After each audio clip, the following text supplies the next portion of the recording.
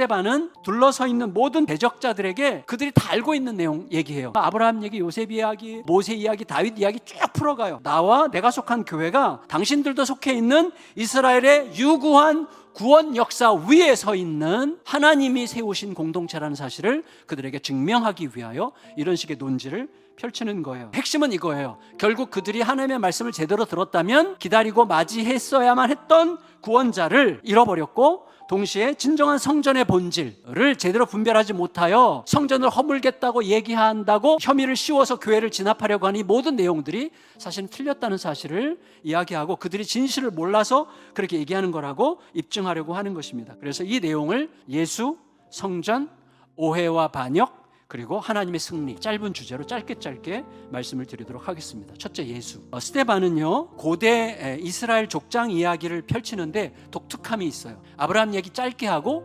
요셉을 중심으로 쭉 풀어가요. 그러고 나서는 모세로 넘어가는데 모세 이야기는 무려 20석절에 걸쳐서 엄청나게 길게 기록을 해요. 이유가 있어요. 요셉을 다루고 모세를 다루죠. 두 사람의 공통점이 뭐죠? 요셉은 자기를 버린 형들의 구원자가 되죠. 모세는 자기를 거절한 이스라엘 백성들로부터 쫓겨나서 광야로 갔다가 다시 그들의 구원자가 되어 돌아가죠. 자기를 버린 세상의 구원자로 오신 후에 또다시 자기 백성으로부터 버림을 받아서 죽은 그리스도를 느끼게 하는 방식으로 논조를 펼쳐가고 있는 거라고 할 수가 있겠어요. 그 모세가 했던 말을 인용함으로써 지금 당신들이 제압하려고 하는 교회는 이미 그 선지자가 예수 그리스도라는 사실을 알게 됐다는 것을 그들에게 암시하고 있습니다. 두 번째, 성전. 성전의 핵심이 뭐죠? 하나님의 임재죠. 하나님의 임재를 상징하는 성전의 기원이 뭐냐? 광야의 성막이다, 이 얘기를 하죠. 성전의 본질은 뭐예요? 비정착성, 비고정성, 움직임이에요. 하나님이 계신 곳 어디다? 성전이라는 거예요. 오히려 화려한 솔로몬 성전이 세워지면서 본질이 왜곡되기 시작했죠. 그래서 핵심은 뭐예요? 하나님은 그 어떤 공간이나 그 어떤 사람에게 매이지 않으신다는 거예요. 오히려 우리 곁으로 오신 하나님, 곧 예수 그리스도 안에서 성전이 성취됐다는 거예요. 그리고 그가 보내신 성령님께서 함께 하시는 신자들과 그 공동체가 성전이 됐다는 것을 그들에게 암시하고 있는 것입니다. 근데 이제 오해와 반역입니다. 원래 이스라엘 백성들은 다 그걸 알고 있었어야만 돼요. 무슨 말이냐 하면 솔로몬이 성전을 건축한 다음에 제일 먼저 한 얘기가 이거예요. 하나님, 여기에 영원히 거해 주십시오. 이렇게 기도해요.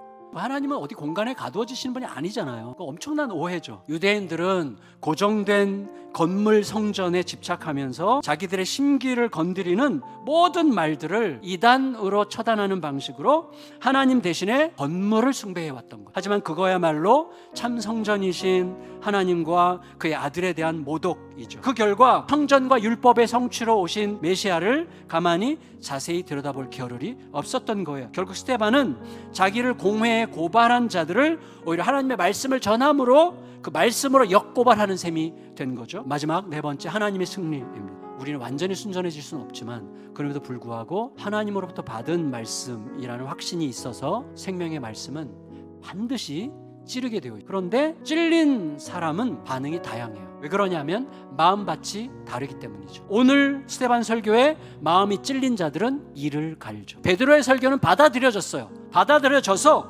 교회를 폭발적으로 성장시켜가지고 사방으로 흩어질 자원들을 예비했고, 스데반의 설교는 거절당해서 심각한 핍박이 일어났고 예비되었던 자들을 사방으로 흩어지게 하여 예루살렘 교회가 온 세상의 교회가 되게 했습니다. 온 세상으로 흩어지는 이 교회의 전선에 누가 있어요? 사울이 있죠. 잠시 후면 바울이 되어 이 복음의 최전선에서 웨이메이커의 역할을 하는 거죠. 그 모든 결과를 하나님께 맡기는 게 스데반의 목적이었다고 할 수가 있겠습니다. 결론적으로 거짓의 세상에서 진리는 항상 공격적이고 혁명적입니다. 그게 스데반이 돌에 맞아 죽는 이유예요. 하지만 그 순간 스데반의 영혼은 어떻게 됩니까? 예수 그리스도와 완전히 겹쳐지죠. 그래서 그리스도와 진짜 완전히 연합한 그 돌에 맞아 죽는 그 자리가 성전이 되고 있는 거예요. 하늘과 땅이 완벽하게 만나는 자리였습니다. 이 말씀을 오늘 우리에게 주셨습니다.